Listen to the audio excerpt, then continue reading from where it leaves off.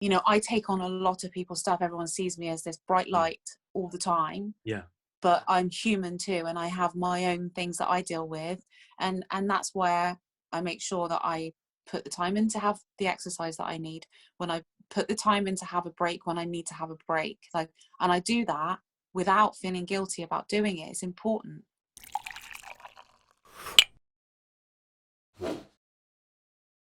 We are live at the moment. It is Riel here. It is Cup of Tea. Welcome back, everyone. Today, I am joined by Sophia May, who is calmly drinking her cup of tea. Keeping with the theme of the show, of course, got to do it. Sophia May is a singer-songwriter and a mental health advocate. Thank you so much for joining me today, Sophia. I don't know why I'm putting on this voice. I don't know. I'm like, I don't know why I need to do that. Hello, do you know what? everyone. I'm really glad that you asked, and I'm really glad that we're making this happen. It's important. It's an important conversation. Let's do it. Yeah, I saw how passionate you are about, speaking about mental health, and I know that there's a focal point with dealing with men's mental health, and I know you're doing things with apps and Mendable, so many things that you're doing, which is really incredible. I became interested in you when someone told me about what you do on Clubhouse when I was speaking about mental health a little bit, and they made me aware of what you do, and I checked you out on Instagram. And I was like, yeah, this lady is doing bits. I was like, okay. So, yeah, it's amazing to have you on the show, and I feel so privileged. Could we have just a bit of an introduction to a bit about your background? Yeah, definitely. So, I'm Sophia May, and I'd like to say, first and foremost, like, I'm a mum of a beautiful 13-year-old who has learning and health needs, but she's just the most adorable girl. She's got such a kind soul, and I think that just comes from how, like, what she's learned from kind of being around me and stuff. She's just amazing. So mum first, and yeah, I had a number one. It's so funny, actually, because you'd think that I'd be like, yeah, and I do this, and I'm just not really that type. But like, I had a number one Billboard in America, so I had a number one song. I had 3 top 10s, actually, and what was the name of the song?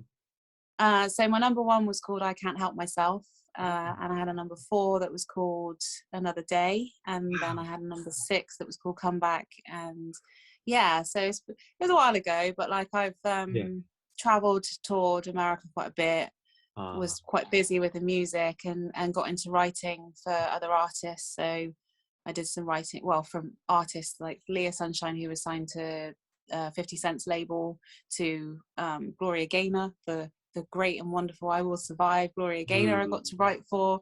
Lots of different sort of projects that I've done around music that I've always really enjoyed, which kind of gave me that platform. And I lived in America for a year, took my daughter, but with her health and stuff, couldn't stay there, and that was okay. It was never a sort of long term plan, but I came back and I thought, well, I would like to, because I was doing a lot of work around mental health and stuff anyway, get my degree. So I went and did my mental health nursing degree and qualified in 2017.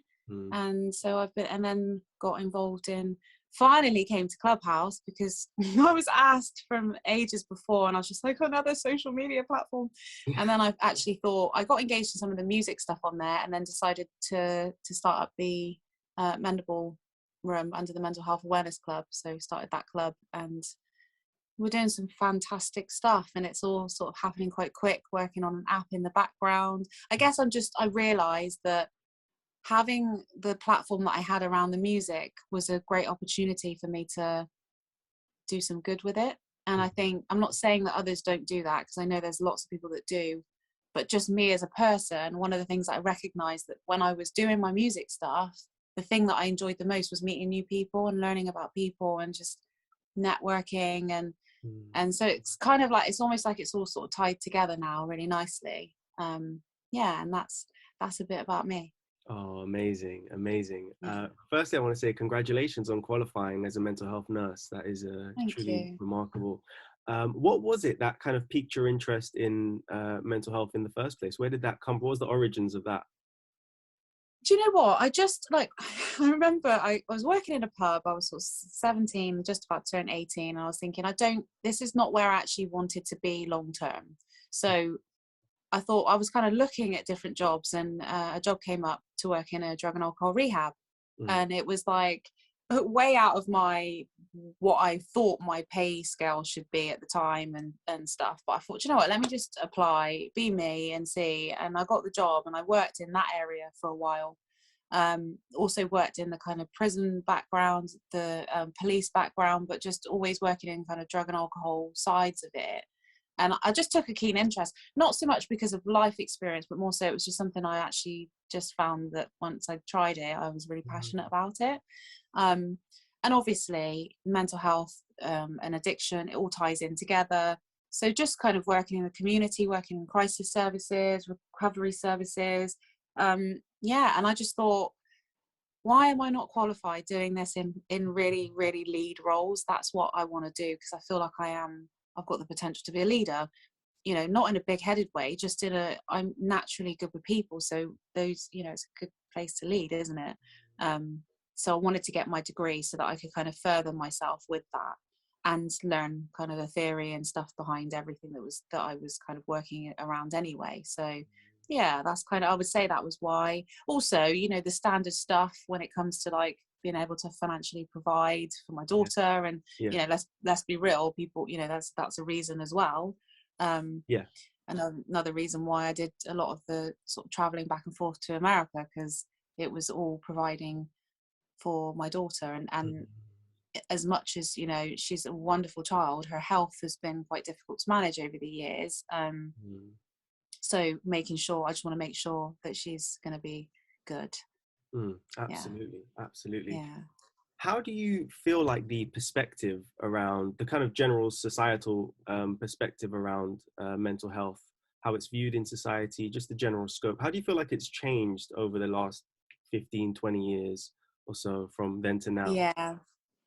I mean, don't get me wrong, it has changed. Yeah. It's changed a lot over the years. It's not changed enough yet, because we're still having, you know, loss of life, and that the goal would be that never happens. However, I think, you know, working in the field that I do, because I do still part-time work at university, you know, and as much as I won't go into detail of everything, you know, at the end of the day, we can do everything we can do in any sort of professional role.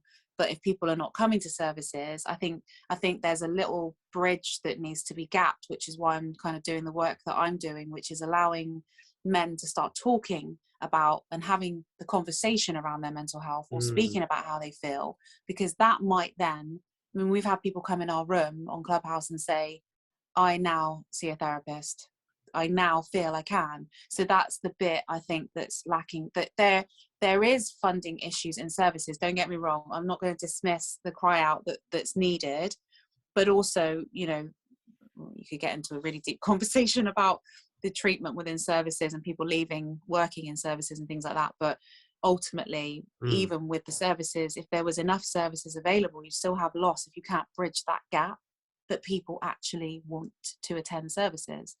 There's so many men that don't even want to see a doctor, let alone a therapist, let alone tell their friends that they are seeing somebody and that they're talking about how they feel, to feel okay with being free with how they feel.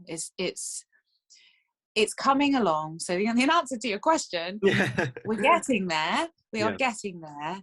And, you know, things like what you're doing, what I'm doing, what lots of other people are doing, and the fact that we're all prepared to tie in and work with each other. This is not that sort of business where you can be fighting against each other. I don't see it like that anyway. To me, if I can help another service is helping somebody else, then I'm going to do it. But that's my mentality anyway. But yeah, there's a lot to be done, but we're getting there. Yeah, a lot absolutely. more than 15 years ago. Yeah, I think there definitely there is a stigma around mental health in general, and I think I agree that it's moving in the right direction. I agree. I also think there isn't ever really one destination. You know, it's not like, oh, we get there and now we're fine. You know, I don't think it ever becomes about maintenance. I think it's always a progressive thing, because the more you progress in the right direction, there's going to be elements and essences within mental health that will continue potentially to deteriorate. And then we've got to fix those and address those. There's so many different branches. And I think people's experience as well is so individual, you Of know. course. It's But that's so a beautiful thing. That's the mm, bit that we need to embrace. Like for me, I feel like I mean I hear exactly what you're saying, and mm, ultimately it is a process, and it's about knowing that it's not going to be okay all the time. It's mm, about the understanding that these things fluctuate. It's about an understanding that when it gets a certain way, that you can reach out and not feel like you've reached out too much, for example, or or fear to reach out. And like you say, it doesn't necessarily mean therapy. It doesn't necessarily mean that at all. It yeah, could be just getting somebody or encouraging somebody to talk to a friend, or to go to an app or do something yeah. to help themselves. Is building that resilience in people, so that we know that times can get tough, things could be beautiful for 10 years, and then you might lose someone you love or something like that, and you crash. It's just knowing that, remember that it's okay to not be okay sometimes. Mm, absolutely. Yeah, I kind yeah. of found out slightly in a harder way, I think, because I allowed things to kind of bubble inside of me. And 2019, I kind of cast as a very difficult year for me, that was kind of riddled with anxiety and panic attacks. And I think what happened there is I let things kind of bubble up inside of me, and I didn't talk about things for such a long time. Anytime I had something going on with me, it was a mixture of like not feeling confident enough to do it, or feeling judged to talk about it, and also not really knowing the avenue to go down to kind of talk about it, you know. And I think what happened with the panic attacks is, since I didn't speak about it for such a long time, I didn't vocalize it, so it manifested in a kind of physical way. And that was a bit of a disaster. But when I eventually did talk about it, it was like I couldn't stop talking about it, you know. Yeah. You know, You once I find went, it. I just kept going. Yeah, You and know. that's beautiful. And again, that's the bit where you have to make sure that you're doing it at the right place for you, because obviously you don't want to get shut down if you start talking and you feel you want to talk, and then you feel like you can't. This is the challenge that we have in the room, because what I do see in our space is that we'll have people that will listen for a period of time, then they'll come up and they'll speak. But once that like can's Yeah, opened, it yeah, is like, yeah, and then, but obviously I need to be fair to everybody, which is why we're creating the app, which is why we've created the forum, which yeah. is why we have people that we will respond and reach out to outside of the club, and we take the time as a team. And when I say a team, I mean, even like, if you came in tomorrow, you'd be part of that team. Do you know what I mean? We all work together in that sort of community.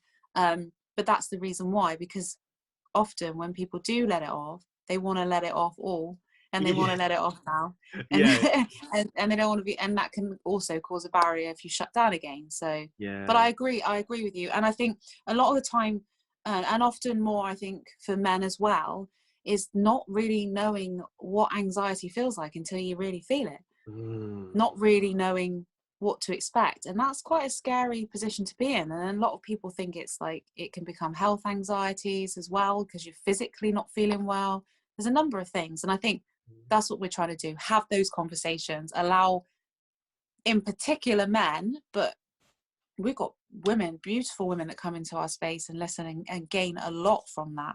And it's just an opportunity to start having that conversation and know that it's okay. What you're feeling is okay. I think this is an interesting question. Do you think it's always the right move to talk about how you're feeling? To open up and come out with it? Is that always the right thing to do? It's funny, I was talking to somebody about, no, because I was talking to somebody about this the other Yeah, day. Yes and no. yeah. Because Yeah. that was a great answer. Yes and no. There's no right Yes and answer. no. No, because the reason I say that is because if you decide to open up about something and you do it to the wrong person, and it's toxic, Yeah. or that's not necessarily going to make you feel any better. It could make you feel worse. Yes, because I know how important it is to talk about how you're feeling, in the right environment, Mm, and that environment can be different for other people. I think more importantly, you need to never stop trying. That's the thing, isn't it? It's the continuation to try, because it's your life, and everyone deserves to have a settled life. um, but what I will say is, even me in a professional role have had times in my life where I couldn't speak, on things, where I've bottled things up and suffered with anxiety, and actually that's come from a professional point of view, in a sense of I don't necessarily feel always comfortable to speak about how I feel because of my role. Do you know what I mean? It's so complex, and like you say, everyone's so individual on this. So the answer is yes and no. Yes and no. Yeah.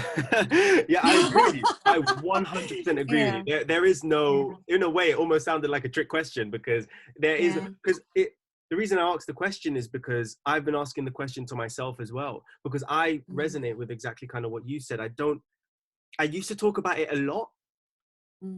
I'm slightly less, I still speak about other people's stuff, but in terms of my own, I've become slightly more reserved in talking about how I feel, because sometimes I'm not exactly sure how I feel, you know, and then sometimes I go through, you know, processes of, I don't think the other person really wants to hear this. I don't want to burden the other person with emotional weight at the moment. And sometimes that even comes from like, I don't want to be burdened with emotional weight as well. So I won't do it myself, if that makes sense, just to be very honest. No, it makes perfect sense. Sometimes it makes perfect sense, and it has to be said. Yeah. That makes perfect sense. Yeah. And I think that's tough, because obviously I'm someone that talks about mental health, that promotes it, that is an advocate for it. But I think it's just a very honest answer to say that not all the time can I take the weight of someone else's stuff, especially if it's on a consistent basis, because it's fueled by kind of the negative side of emotion. And, you know, sometimes that transfers over to you. And if you've already got stuff going on that you're not talking about it, that adds to it. So it's very difficult to constantly keep that up. And I think it's important, just like you say, Sophia, to normalize that. Yeah. It's the reason why I'm going. It's the reason why I'm going away. It's the reason why, because ultimately, I completely hear what you're saying. It's conversations that I've had. If we can't fill our cups, we can't help other people. We're not going to do that effectively but this is, for me, that's the part where we need the tools, we need the understanding, and we need the conversation around how to build our own resilience, how to self-care, how to look after ourselves. And sometimes that is to just say, actually, I can't be there for this moment in time, as well as I need you there if you can at this time. So that's the yes and no part, isn't it? It's like, it's going to be give and take, and it's going to be, you know, I take on a lot of people's stuff. Everyone sees me as this bright light all the time. But I'm human too, and I have my own things that I deal with, and that's where I make sure that I put the time in to have the exercise that I need, when I put the time in to have a break when I need to have a break, like, and I do that without feeling guilty about doing it. It's important for anybody, and you have a daughter professionals as well. or not. And you have a daughter as well that you need to take care with special needs. So yeah, absolutely. Yeah, I'm sure that you need to put time into that as well. You know? Yeah. And I also need time to be able to talk myself. Exactly. You know, I do a lot of listening. I do a lot of listening. But I've recognized more recently that in my listening brings me so much like happiness and hope, to be like helping other people brings me a lot of happiness. It really does. But it also has a flip side to that, where I'm sharing less about how I'm feeling just generally. So it's important for us to make sure that we put in time, whatever you're in, whether you're in professional setting or not, it makes no difference, because you know how the world is now. People are talking more, but there's not always enough of the balance. So it's finding your own for yourself, and you've just got to do it, and you've got to do it without feeling bad about it. In my opinion. I agree. Yes, that's the thing, because sometimes you can feel quite guilty and bad about it, especially if you kind of navigate the mental health field. To say that you're kind of not available, it's like, what do you mean? You know, but for the last 30 days, you've been available every second of every day. It's second of every day. You know, you get caught off for one day, and it's like, oh, what's happened there? It's like, you know, you don't see the full picture. You know, you know how it is. Yeah, you know how it is. Especially when people are, especially when people are unwell or struggling. You know, it's understandable that they feel in that place. And sometimes I have to have that conversation with people. You know, we need to look at. It is so hard when you're in a negative mindset. It's very, very hard to remember when you were in the positive one. It's really hard because you're in it. It's hard. But if you start to like, that's where you can put in the work and start to think of those moments and start remembering those times. And this is what some of the stuff that's going to be included in our app is the kind of the reminder of the good times, which, you know, if in a month you've had a month of feeling really anxious, feeling really low, but there were 2 days where you felt great, you would have forgotten those 2 days. You'll be focused on the rest of that month, but actually that's two good days. Do you know what I mean? Yes, Yeah. absolutely. Yeah. To remind yourself that there is good days and you have had Yeah, it's those and you hard. can have them again, you know? Yes. Yeah, exactly that. As a mental health nurse, is it difficult to cater to such individual needs where people have such, you know, niche and specific things that needs that they have and experiences that they've been through that's so different and so vast? You know, surely it's not a one glove fits all kind of situation. So is it difficult to navigate such different experiences that people have been through with a certain amount of knowledge? Can I tell you the truth? Yeah. That's all I I want. feel like Yeah. I feel as though you'll get I feel like I feel like for me, no, because I genuinely care. Yeah. I've seen where it's been dealt with like that. I've seen that, and I've also seen the frustration in people or the frustration in myself when I've been dealt with like that. Yeah. But I think the key, if you're in this profession, is that if you're open and you're open-minded and you're prepared to listen, then you're learning always. Yeah, and nobody's situation is the same, but you can Mm. always ask. I'm prepared to ask. I'm prepared to admit when I don't know. Sometimes that's enough for people. Do you know what I mean? I am learning. You will not believe. I mean, these guys, they're constantly in in the mental room talking about how wonderful I am. Do you know what I do? I facilitate a space. I do nothing more. I never even have to answer. They're answering stuff that is in my head that I really want to say, but I want to leave it to them. I want to leave it to them, and they say it. These Yeah. guys are learning. I am learning from them. They Yeah. are learning from each other. How better to do that? Because you can resonate with certain things in it. You can pinpoint certain feelings for people. We've just done it ourselves in that last Mm. conversation, you know. Mm. But no, I don't think it's hard to cater to an individual. You just need to remind them that you're an individual as well and that you're going to learn from them at the same time. It's a Yeah. process together. It's working in collaboration. That's the key. You work with the person you're working with is leading it. It's their lives. It's what they want. You can't assume everybody wants the same outcome, you know? You I'm all know, about that. I don't. I was thinking about time and like how long we have, but I really just want to milk this, man, because you've got all these good answers. I'm like, you know what? I'm just gonna ask these questions because, oh mate, I'm sorry. This is too good. This is too good. No, never Okay, so apologize. thank you so much because this is great. I'm really having a good time talking about this with you. Yeah. Sophia, I want to speak to you about Mendable soon, but I do want to just quickly ask you as well. I know that you work a lot with men, and I know that we spoke a little bit about that stigma before of men opening up, and sometimes it can be difficult because of societal expectations upon them to be strong and not have any issues and just get on with it. And sometimes people can give into that. I gave into that for a long time, not anymore at all. But I think that I think that when you have someone who, for example, me about 4 years ago was very guarded, you know, wouldn't want to go in that direction, you know, certain essences of shame and embarrassment around it, wouldn't want to open up and talk about it because it didn't make me feel good, or I was worried about my kind of status dropping.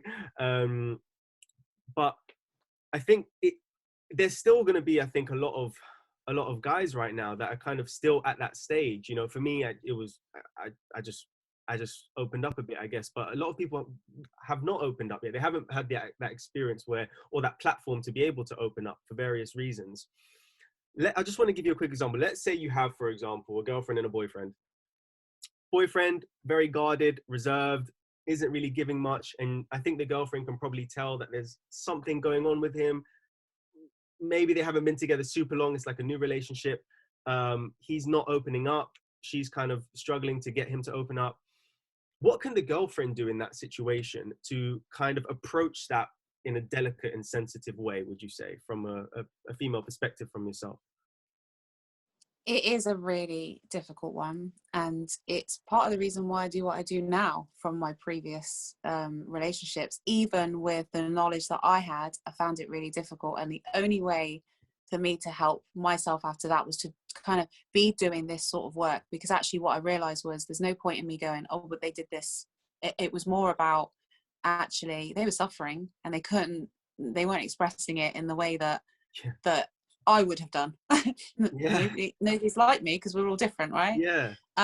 Yeah. The thing about that, and we actually get asked that in our group quite a bit. There are some ladies that ask that question, Yeah. and the response from the men, and I'll just give it that response because I can't speak for what would work again individually. It's very different. I think the only thing that you can really, really do is just allow someone to know that they can if they want to.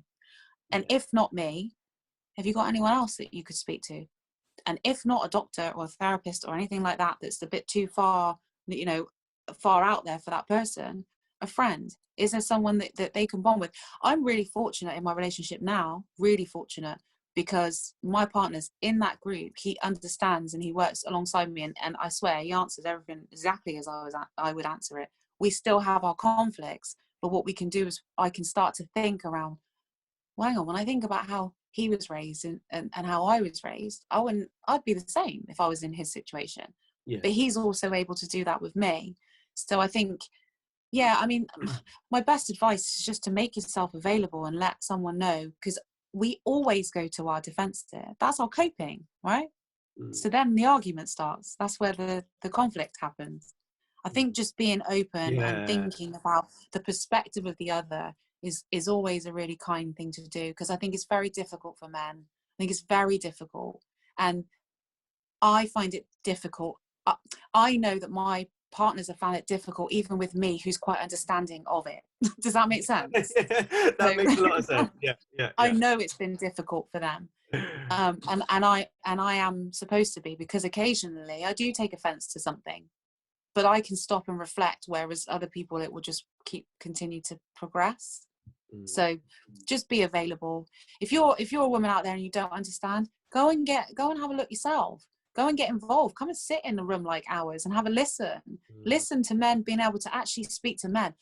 The men in our room, the most beautiful thing that they're learning in that space is how to respond to each other, because there are a lot of men out there that don't know how to respond other than, bro, what are you crying for? Do you know what I mean? Because that's what they've grown up with. Yeah. And then if that's your expectation of what's going to happen if you say something, or if you really talk about how you're feeling, I really struggle with the fact that I can't help but look at every woman's bum when they walk past. Like, I struggle with that. It's just something I've been like since I was a teenager.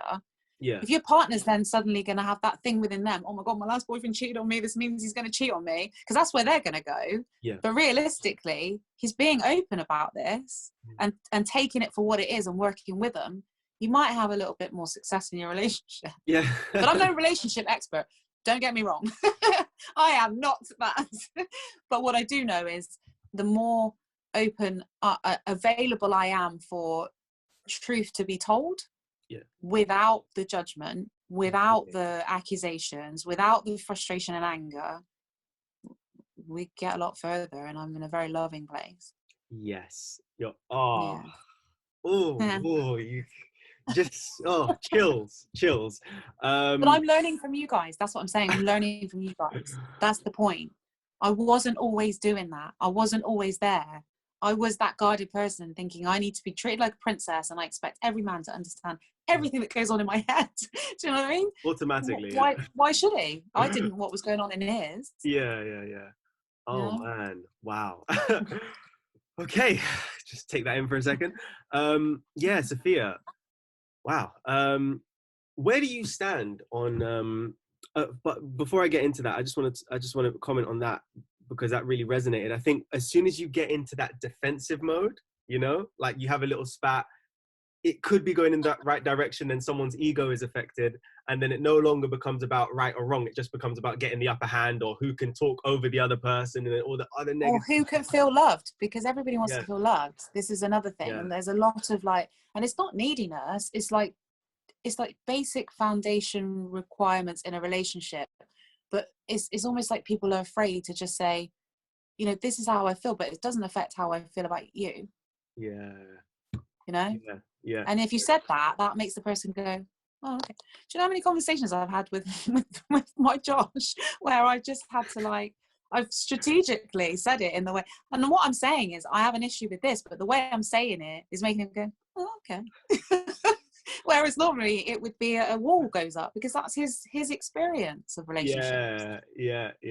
Ah, yeah. You have to kind of base it on, tailor it to the experience of your partner, really. You Be know? understanding. Yeah, absolutely. I Yeah. think it starts with that understanding. Yeah. You know, It's because hard to understand when you're stressed.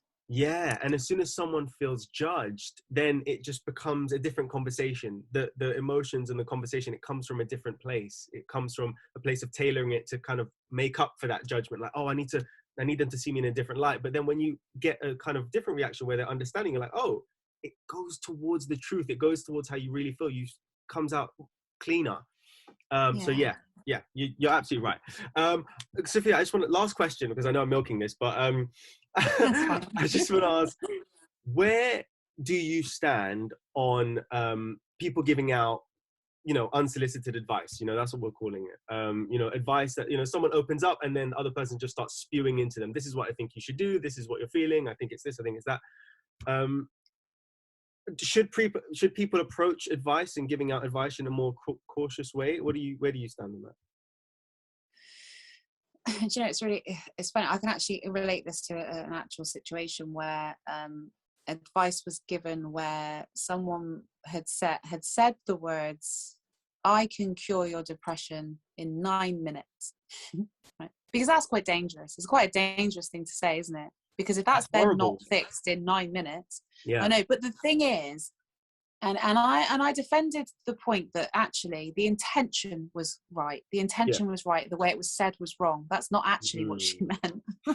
That's just a sales pitch, right? You got 8.5 minutes left to crack on.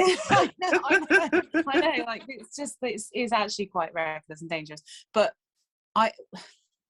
unsolicited advice is a tricky one, because I don't necessarily think that a psychiatrist knows all just because they have a degree.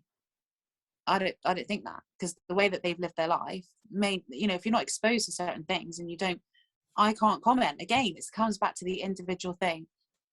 I often look at intent.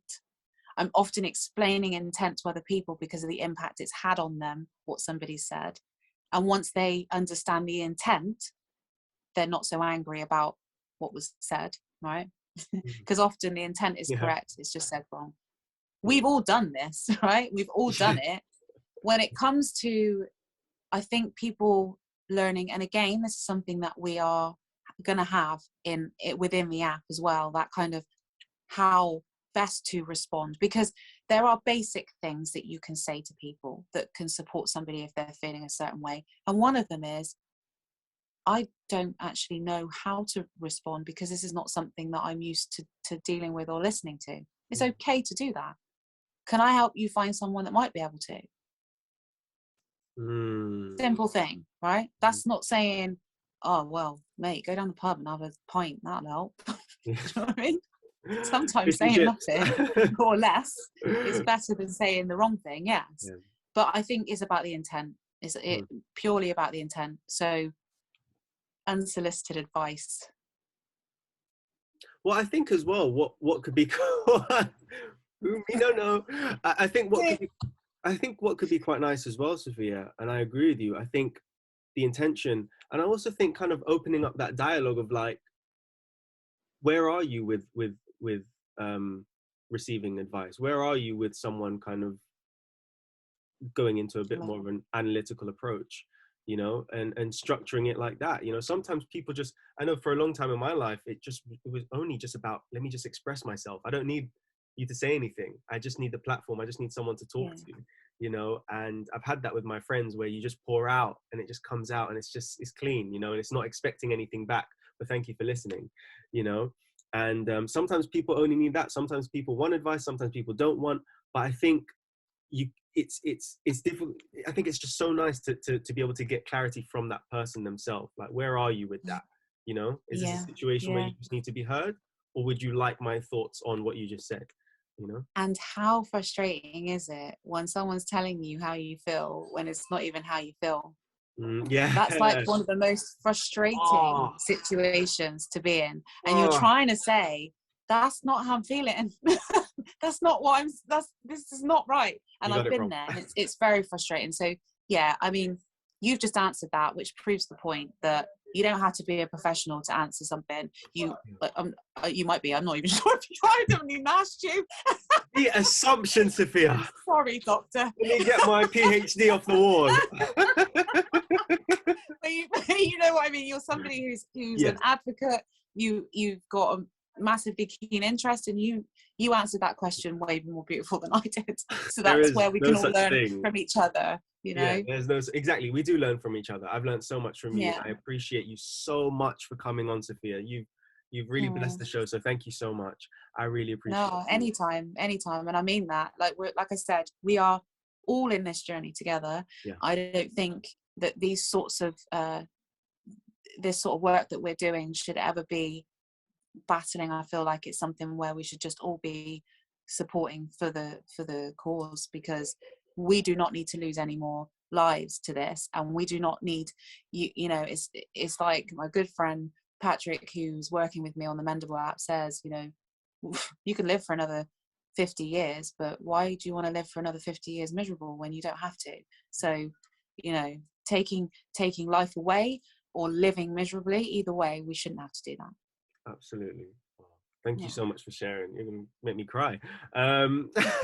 Sophia, can we hear a little bit about how people can contact you, what you've got going on, the Mendable app, how people can listen to you speak on Clubhouse, your handles and stuff like that? Yeah, sure. So www.mendable.app. Yes. It is on my Instagram. Everything for me personally, if I'm honest, it sounds ridiculous because I know people probably want to do it, but I don't really, I'm not that fussed about the music stuff. You can absolutely check it out, don't get me wrong, and I wrote a fantastic song for Mendable and stuff. You know, it's a passion, but it's not.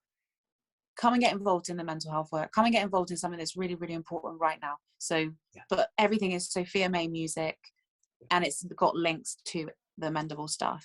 So that's like my Clubhouse is at Sophia May Music as well. You can come and join the Mendable, the Mental Health Awareness Club on Clubhouse. Just find me and I will direct you. Find me and I will direct you. www.mendable.app. We have the forum over there. Some of the guys from the room have shared their testimonies. They've written them down as well. And I always say, for those that don't speak in the room, because we have sometimes thousands of people listening in that room on a Monday and Thursday. And it's at 8 p.m. UK time as well, Monday, Thursday, without fail. But, you know, they can write it. Sometimes it's easier to write it down than it is to say it out loud. There's processes. Just come and listen. Come and get involved. And get involved in what you're doing as well. Absolutely. Yeah. Thank you so much, Sophia. I really appreciate you. Don't thank me. I thank you. It's been really, really good. This has been amazing. And I hope that this will be an insightful episode for everyone.